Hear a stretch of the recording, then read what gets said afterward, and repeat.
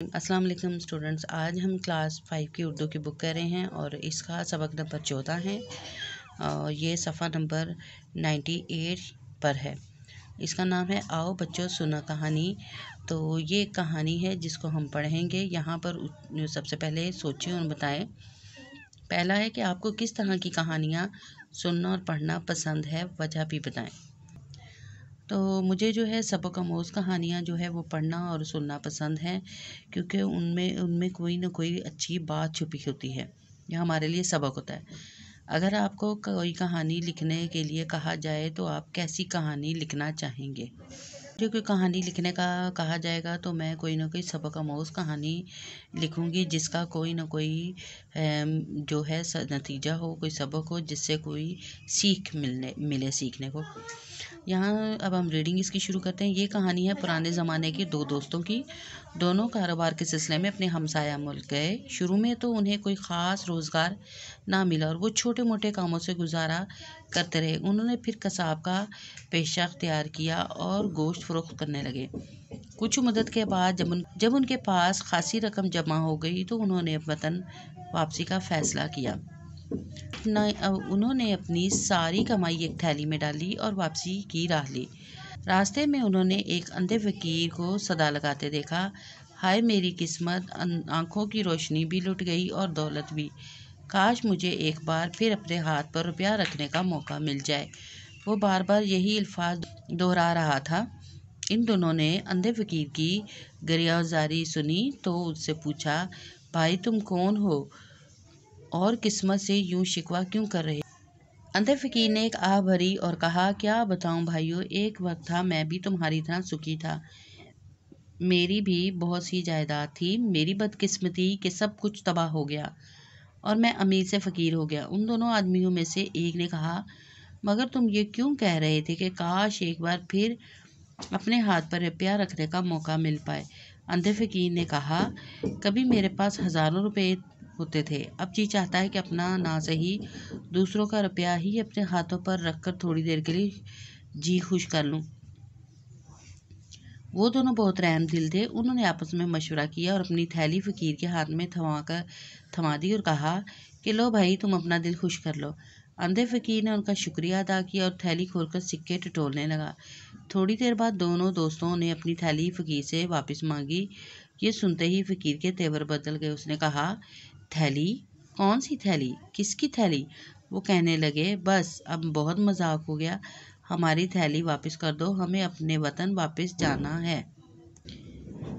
फ़कीर ने थैली को मजबूती से थाम लिया और कहने लगा, क्या ज़माना आ गया, सारी उम्र भीख मांग कर मैंने पैसा जमा किया है और तुम मेरी उम्र भर की कमाई छीनना चाहते हो। इतना कहकर फ़कीर चल दिया। उन्होंने फ़कीर से अपनी थैली छीनने की कोशिश की तो वो ज़ोर ज़ोर से चिल्लाने लगा, अरे लोगों, मुझे बचाओ, ये डाकू मुझे लूट रहे हैं। फ़कीर की चीखों पुकार सुनकर लोग दौड़े आए और उन दोनों को डाकू समझकर पकड़ लिया।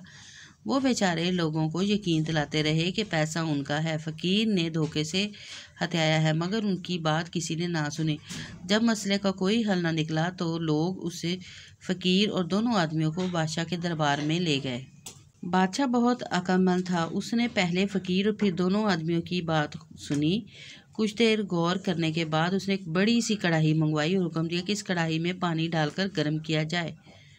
दोनों आदमी बादशाह का हुक्म सुनकर डर गए। उनका ख्याल था कि बादशाह उन्हें खोलते हुए पानी में डालकर मार देगा। मौत के ख्याल से वो लरज़ गए। बादशाह की सख्त गिरी और इंसाफ पसंदी मौत बहुत मशहूर थी। कढ़ाई में पानी उबलने लगा। बादशाह ने हुक्म दिया, थैली खोलकर सारे सिक्के पानी में डाल दो। बादशाह के हुक्म की तामील की गई और सारे सिक्के पानी में डाल दिए। बादशाह ने सबको कढ़ाई से दूर हट जाने का हुक्म दिया और ख़ुद कढ़ाई के पास जाकर पानी की सतह को गौर से देखने लगा। थोड़ी देर बाद बादशाह वापस अपने तख्त पर जा बैठा। इसके बाद उसने हुक्म दिया कि कढ़ाई का पानी गिरा दिया जाए, रुपये उन दोनों के हवाले कर दिए जाए, फ़कीर झूठा है, इसे कैद में डाल दिया जाए। बादशाह का फैसला सुनकर दोनों आदमियों के दिल खुशी की लहर दौड़ गई। शाही फैसले के मुताबिक उन्हें उनका रुपया वापस मिल गया। दोनों बादशाह को दुआएं देते हुए रुखसत हो गए। फ़कीर को कैद खाने में डाल दिया गया। दरबार में मौजूद हर शख्स हैरान था कि बादशाह को उनके आदमियों की सच्चाई और फ़कीर के झूठ का कैसे पता चला।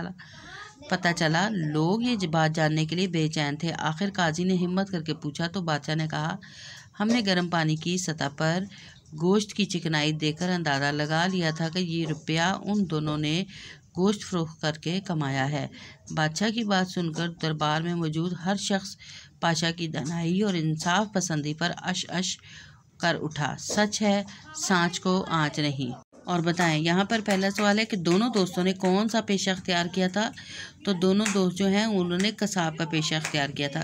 अंधे फ़कीर ने किस बात का फ़ायदा उठाने की कोशिश की थी। अंधे फ़कीर ने अपने अंधेपन और फ़कीर होने का फ़ायदा उठाने की कोशिश की थी। नंबर है कि बादशाह ने मसले का हल कैसे निकाला था। बादशाह ने मसले का हल निकाला था। एक कढ़ाई में पानी जो है उबलने रखा था और उसके अंदर उसने सिक्के डाल दिए थे और सिक्कों के पानी उबलने की वजह से जब वो गोश्त की चिकनाई ऊपर पानी पे आई थी तो बादशाह ने मसले का हल निकाल दिया कि ये सिक्के जो हैं वो उन दोनों आदमियों के हैं, दोस्तों के। अंधा फ़कीर कौन से अल्फाज बार बार दोहरा रहा था। तो अंधा फ़कीर जो है वो अल्फाज दोहरा रहा, यही सदाएँ लगा रहा था कि आंखों की रोशनी भी गई और दौलत भी, काश मुझे एक बार फिर से रुपया हाथ पर रखने का मौका मिल जाए। अगर आप बादशाह की जगह होते तो आप सच्चाई की खोज कैसे लगाते। अगर मैं बादशाह की जगह होती इस सच्चाई का ऐसे ही खोज लगाती। अच्छा, इस कहानी में क्या अखलाकी सबक पोशीदा है। इस कहानी में अखलाकी सबक ये पोशीदा है कि सच बोलने वाले जो होते हैं उनको हार नहीं होती, यानी कि सांच को आँच नहीं है। तो ये आज का सबक जो है हमारा यहाँ पर ख़त्म हुआ।